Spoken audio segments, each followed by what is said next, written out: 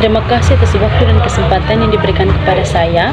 Perkenalkan, saya atas nama Francisca Ceril dari kelas 20C, program studi S1 Keperawatan. Pada video kali ini, saya akan menjelaskan tentang konsep dasar ekologi dan lingkungan dengan konsep populasi dan komunitas. Yang pertama,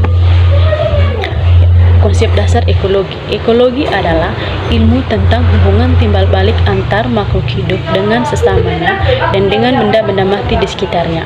Ekologi sering diartikan sebagai kajian interaksi antar makhluk hidup dengan lingkungan. Yang kedua, tingkat makhluk hidup. Nah, tingkat makhluk hidup ini, yang pertama protoplasma, merupakan zat hidup dalam sel dan terdiri atas nyawa organik yang kompleks. Contohnya adalah lemak dan protein. Yang kedua, sel. Sel merupakan satuan dasar organisme dan terdiri atas protoplasma dan inti yang terkandung dalam membran atau pemisah. Yang ketiga, jaringan. Jaringan merupakan kumpulan sel yang memiliki bentuk dan fungsi yang sama. Contohnya adalah jaringan otot dan jaringan otak. Yang keempat, organ adalah bagian dari suatu organisme yang mempunyai fungsi tertentu. Misalnya, pada manusia dan hewan adalah kaki, tangan, mata, dan telinga. Sedangkan pada tumbuhan adalah daun, akar, bunga, dan buah. Yang ketiga, ilmu lingkungan.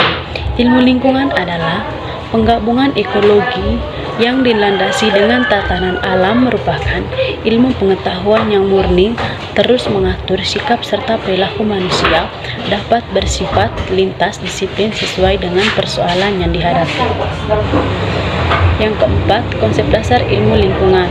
Lingkungan bumi yang terdiri dari komponen fisik, materi, siklus, berkesinambungan dalam tata ekosistem, daya dukungan lingkungan hidup, keunikan kapasitas intelektual manusia yang menghasilkan moral dan perilaku lingkungan yang bertanggung jawab.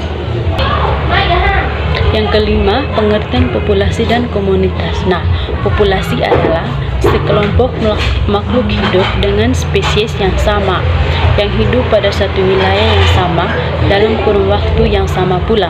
Sedangkan komunitas ialah kumpulan dari berbagai populasi yang hidup pada suatu waktu dan daerah tertentu yang saling berinteraksi dan memengaruhi satu sama lain.